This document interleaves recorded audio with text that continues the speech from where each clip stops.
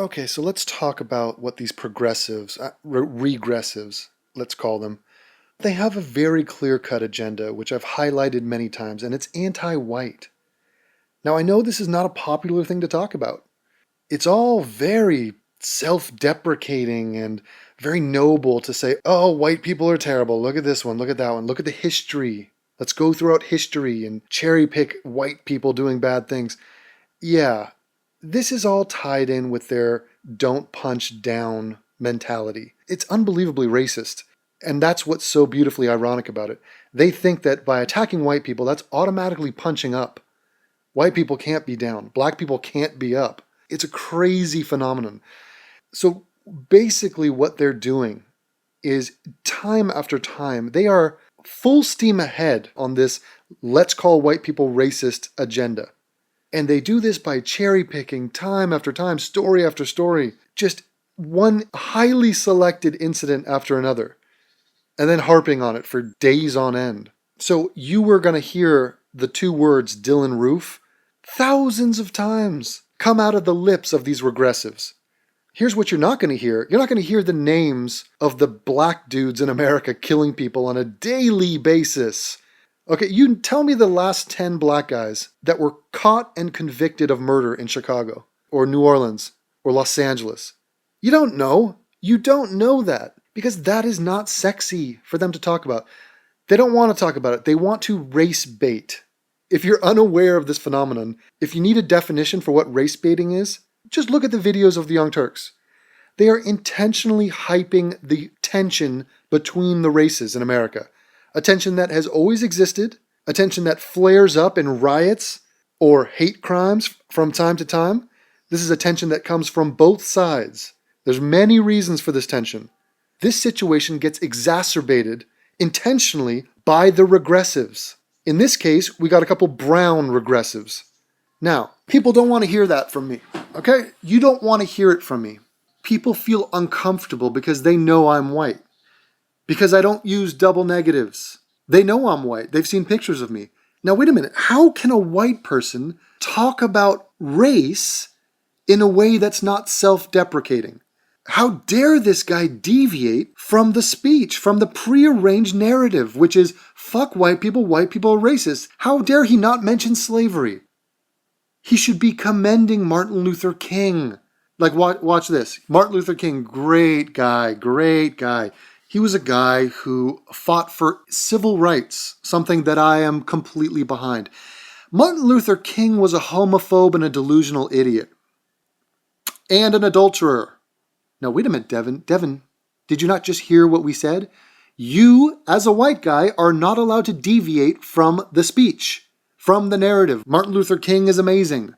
Martin Luther King is Mother Teresa. By the way, Mother Teresa was a bitch. An atheist. Or a non-believer, somebody deeply questioned her beliefs, and she was a cunt. Go look at the fucking Christopher Hitchens stuff about Mother Teresa. Okay, so clearly you're not comfortable with a white person speaking negatively about the facts about black people and criminality, or about the phenomenon of the Young Turks race baiting. So let me take myself out of the conversation. Hold on. Pause for the plane. Pause.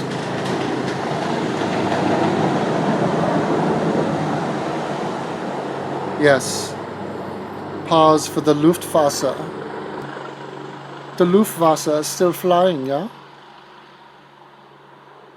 Sieg Heil with the Luftwaffe. Okay.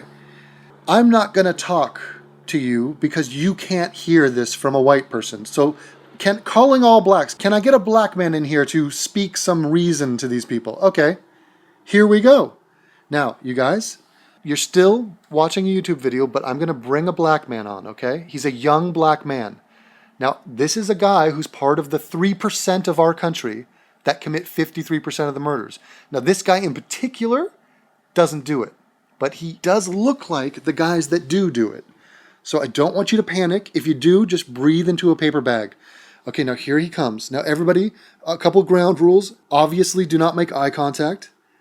Obviously, don't start saying the N-word. Okay, and let's all stay calm and let's not do any quick motions. Okay, they don't like that. So here he comes. Hey, buddy. Hey there. How's it going? How about that new 50 Cent song? Yeah, it was awesome with his rap and stuff. Hey, I like your head scarf thing. It's like a mullet. It's like a mullet head scarf. It's pretty cool. And yeah. So yeah, this has been a good talk. Okay, now just you guys. Black people have more fast twitch fiber in their muscles. Now that's another fact about their biology, which I hope it's not racist for me to know that. But what you need to do is be careful in his presence because he might spring. Okay, he might spring into action in a very explosive and athletic way. Okay, so just use hushed tones when talking to him. Okay, Mr. Blackman, could you please tell these pussified beta male white fucks, white motherfucking pussies, what I've been trying to tell them about the Young Turks? Could you please do that for me, sir? Please and thank you. This is my last video on this bullshit, and then I'm moving on with my life. I've been seeing a whole lot of nonsense going on these last few days. I mean a whole lot of nonsense. I don't know if you guys know who the Young Turks are. They're basically a media news outlet for the internet. They have their own YouTube channel called The Young Turks. They cover a whole bunch of stuff, not just politics and things of that nature, but a lot of different things. But anyways, I digress. They have really dropped the ball in this Trayvon Martin case. I mean, I am beyond disappointed and disgusted with the race baiting that the Young Turks have been doing recently with their videos. Nothing but a bunch of race bait. That's all it is. Might as well join Al Sharpton and Jesse Jackson because you really ain't acting much better than them right now. Your videos on this Trayvon Martin case is 80% race baiting, 15% putting words in everybody's fucking mouth. Anybody notice that? Chank would play a video of somebody, right? If you don't know who Chank is, that's the host of the show. They would say one thing in the video and Chank would take something entirely different from that. Talk about blowing shit out of proportion. Now that I think about it, didn't you get on Alex Jones for this same reason, Chank? For taking things and then blowing it up into this whole new fucking thing? That's what you're doing right now. Calling people Uncle Toms just because they don't agree with you. Over here yelling and throwing a fit. And for what, Chank? Because going by your actions and the shit that you say in your videos, there's only one thing you're accomplishing. Well, two things. One, you're race baiting. So you're getting black people all riled up so they can riot and go throw beer bottles around like fucking idiots. And you're allowing people like me to see how full of shit you really are. Whatever happened to sticking to the facts? Sticking to the truth. Seems like all you're concerned about is your own personal agenda. Very unprofessional. Feels like I'm watching CNN or Fox News or some shit. I cannot stand race baiters because black people are already easy to manipulate. So once you start race baiting, you're already gonna have most of these motherfuckers. Yeah! Fuck the white man! Fuck Hispanics! Yeah! Black power! What a fucking joke. But yeah, man, I'm done talking about this. This story doesn't deserve half the attention it's getting anyways, while all of these other crimes are being flat out ignored. So after this video, I'm done. I'm not gonna be arguing in the comment section with y'all. If y'all wanna drag this nonsense on longer, you go right ahead. Until next time.